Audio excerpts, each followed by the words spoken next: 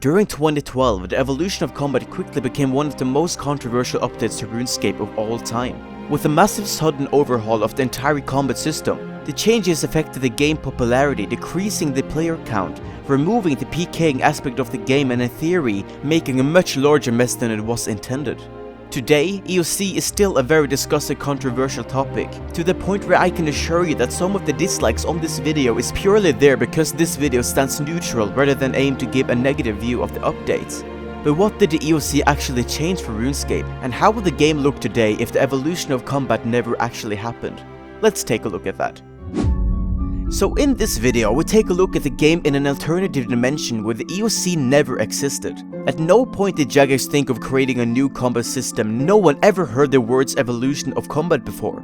So how would things go down? The first drastic changes that would affect the game is PvM. At the time, next in the QBD were the last bosses to be released before the EOC update. At this point, these bosses were the peak of difficulty with the current combat system. Next served as the strategic team boss, whereas the QBD were the solo boss. In this alternative world, there would be no option to make the new bosses any stronger without being significantly overpowered, which would make them impossible or at least very hard to beat. Araxor would have been an option as a solo boss, but without its enrage mode, as that would be impossible to dodge without the proper abilities that the EOC offers.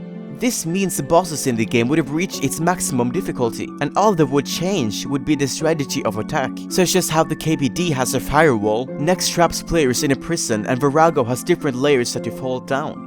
Stronger bosses could be released, but they would require larger and larger teams to be defeated. Nex alone requires teams to be defeated, as the Ice Prison would have wanted any solo players pre-EOC. The drops for these new bosses would be mixed up, which leads us to the next point, the combat triangle.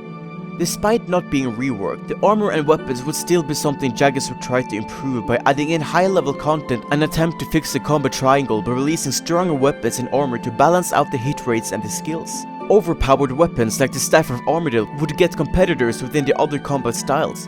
Defenses within armor and prayer would be created and released over time, mostly by new bosses and monsters.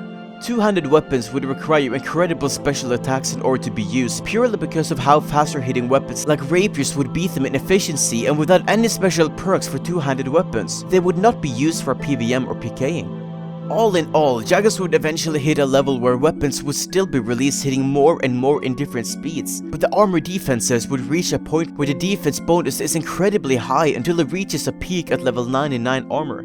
PvM players in general have declined because of this. With repetitive content, it's no longer entertaining for them as they are no longer being challenged and either results in quitting the game or switches playstyle to become PKers or skillers. Skillers will be in higher demand than ever before and work as suppliers to the combat groups. As the EOC was never released, PKing was left untouched with the old combat system, and in this alternative world is the most popular player group. Because of the high numbers of PKers and a decent number of PvMers, skilling items such as potions, food, combat items and divination perks are in high demand. The prices of these are high, making more skillers collect them as a money-making method, selling it on to the combat-based players. PvMers sell their high-level drops to the PKers, and PKers resell their drops to others who may need it, making it all a pyramid scheme to support the PKing classes. In this universe, as EOC never became a thing, players never had a reason to rebel against the combat system, as it remained the same as it had always been. With Jagex's attempt to fix the combat triangle with new balanced item releases, the old combat system was as good as it could ever be, and so the petition to change the EOC never happened, and thus old school RuneScape was never released. Microtransactions would still exist in the world, getting more aggressive every day. Because of how popular PKing is, more items would be angled towards this community, giving them perks and bonuses to use against other players, giving the idea of pay to win also in combat. Likewise with other content, Jagex aims to please most of the community, which for that reason they would keep releasing content to support PvP, even if it's new items, minigames or fighting modes. Due to how high-level PKing works, the wilderness would become overpowered and led by a series of high-level clans. Players would run around in the top tier gear so that the lone wolves wouldn't stand a chance, making them either quit the game or change their playing style. Worlds for the lower-level PKers would also be released to combat the high-level leadership, but here as well would clans slowly take over. PKing would, in other words, become elitist and clan-ran. With RuneScape player base consisting of veterans, the new players who checks out the game would get a pretty hard start to PKing and would simply not find it entertaining. A few would go over to skilling or PvM or other game aspects of RuneScape, but the majority of these new players would quit, mostly because they have no knowledge of the skilling benefits and the PvM requires a fair bit of work to reach. With the active PKing community, this would be the most advertised feature on YouTube and social media. RuneScape would simply have a very hard time gaining new players, and old players who wouldn't enjoy the clan elitism would leave the game or change playing style. The game would still do fairly well player-wise.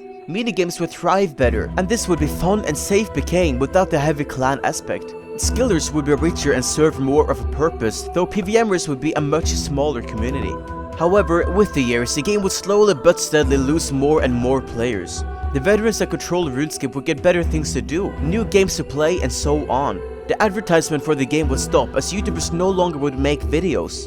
There would emerge a small number of players from this, but not enough by far, which would result in a record low of players every single year until the game would be truly considered dead, only played by a few thousand players at best. But of course, this is just one of many possibilities of what could have happened if the EOC was never released. If you think it would have gone any differently, let me know in the comments below. My name is WillMissIt, and I'll see you guys later. Hey guys, hopefully you enjoyed this video. This video concept was heavily inspired from the alternative history hub, and it's something that I want to continue making if it's something that you guys would like to see. If it is, please consider giving the video a thumbs up, and that way I'll know for sure what you thought of it. Either way, thanks a lot for watching. Goodbye.